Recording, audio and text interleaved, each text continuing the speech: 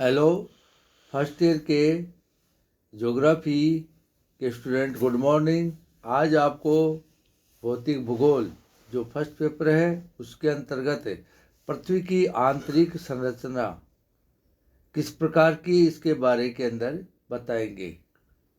Constitution of the earth interior. पृथ्वी की आंतरिक संरचना कैसी है? विविध गहराइयों पर तापमान, घनत्व, चट्टानों का स्वरूप, रासायनिक संगठन आदि का स्वरूप कैसा है इत्यादि प्रश्नों का संतोषजनक व प्रामाणिक उत्तर ढूंढने के लिए विद्वान सदैव प्रयत्नशील रहे हैं।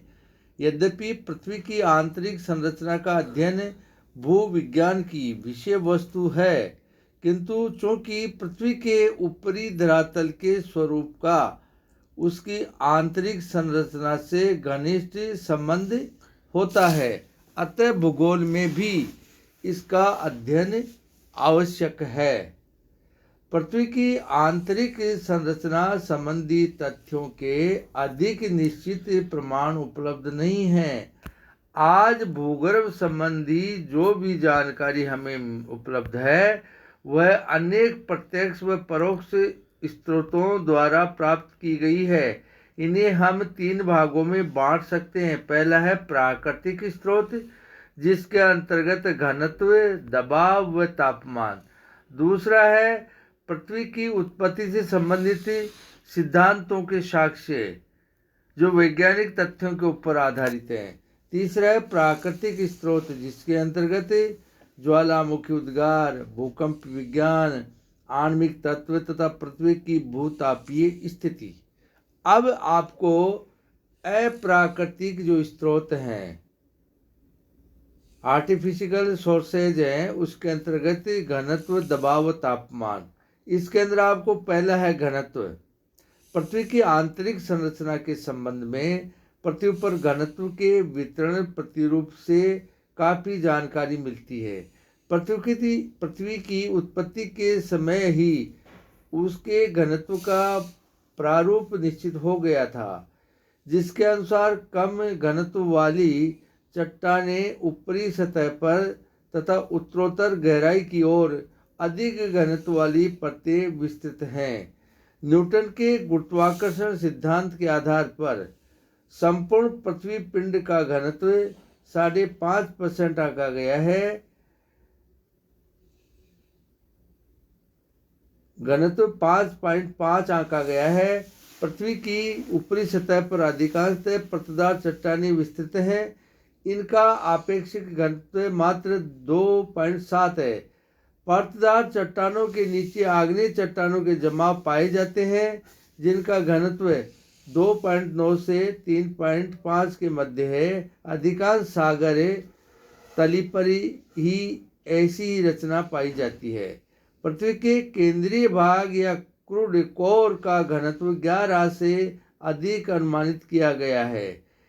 यदि संपूर्ण पृथ्वी धरातल की ऊपरी परत जैसे पदार्थों से बनी होती तो उसका घनत्व भार वर्तमान से आधा होता।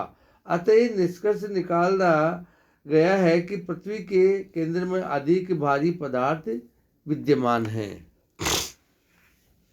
इस प्रकार पृथ्वी की रचना अनेक परतों से हुई है। एक आंतरिक परतें भारी पदार्थ से निर्मित है। इसका केंद्रीय भाग या अंतरतम निकल तथा लोहे जैसी भारी वस्तुओं से निर्मित होने के कारण सर्वाधिक घनत्व वाला है।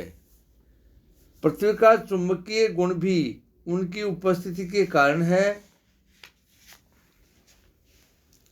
दूसरा है दबाव, प्रेशर।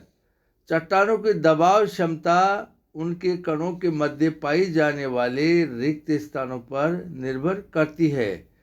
भौतिक पदार्थों की मात्रा बढ़ने के साथ साथ उनके भार का दबाव भी बढ़ता जाता है। पृथ्वी के धरातल से जो हम केंद्र की ओर जाएंगे त्यों पदार्थों का भार एवं दबाव बढ़ता जाएगा। प्रारंभ में ये माना गया कि सेलों का भार तथा दबाव बढ़ने के कारण ही पृथ्वी के अंतरतम या कोर का घनत्व सर्वाधिक होता है। किंतु अब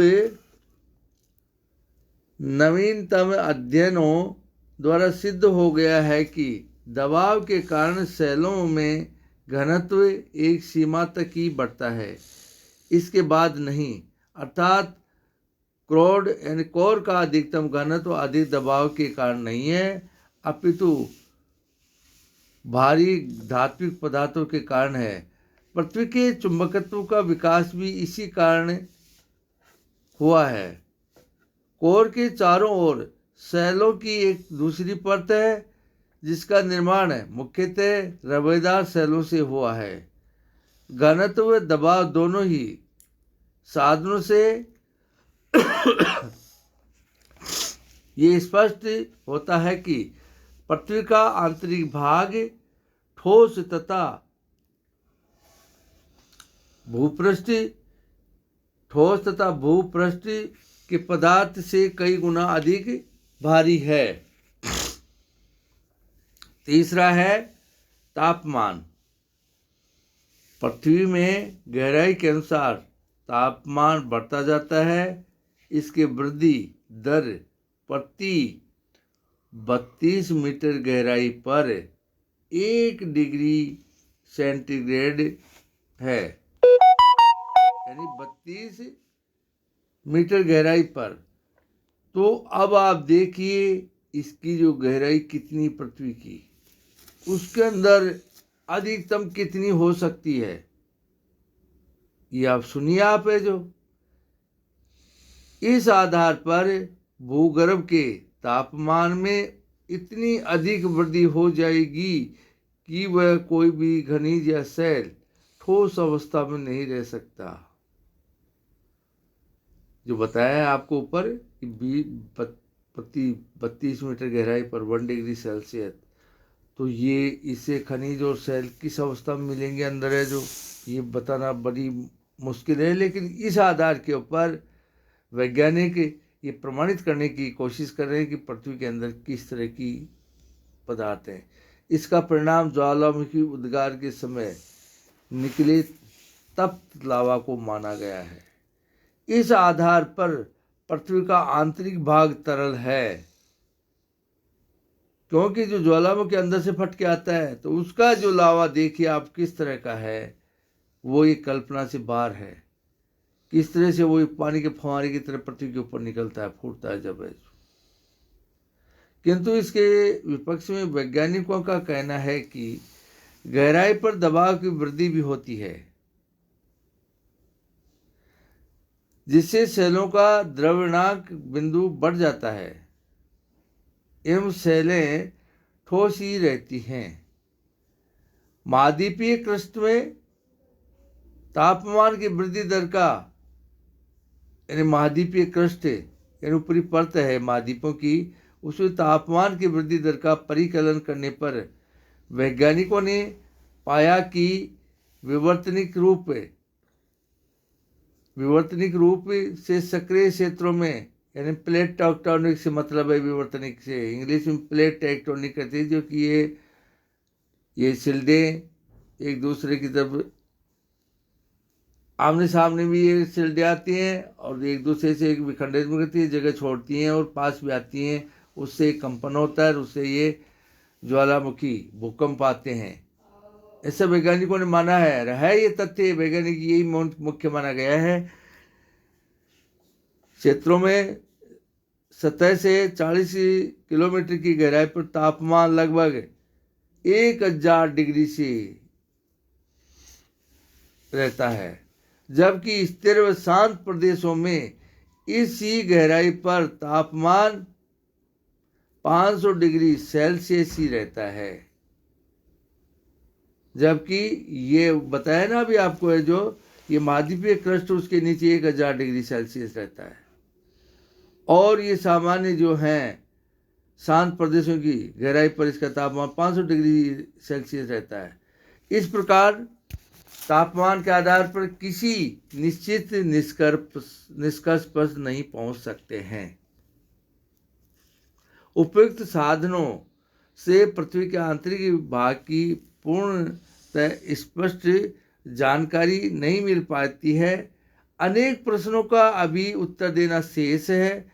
वुलरिज तथा मॉर्गन महोदय ने बताया कि उच्च ताप व दाब की दिशाओं में अभी और शोध व प्रयोगों की आवश्यकता है। धन्यवाद।